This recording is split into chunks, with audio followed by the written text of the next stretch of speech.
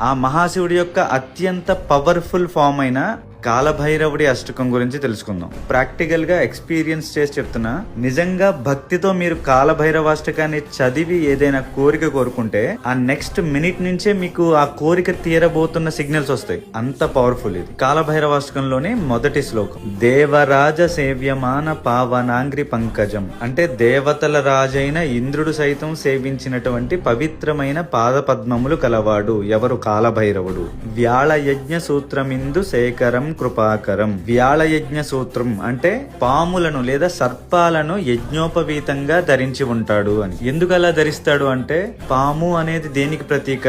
మృత్యువుకి. ఆ మృత్యువునే సునాయాసంగా యజ్ఞోపవీతంగా ధరించాడు అంటే ఆయన మృత్యుంజయుడని. వ్యాళయజ్ఞ సూత్రం ఇందు శేఖరం కృపాకరం. ఇందు శేఖరం అంటే చంద్రుణ్ణి ధరించిన వాడు, కృపాకరం అంటే మనందరి యందు కృప కలిగిన వాడు.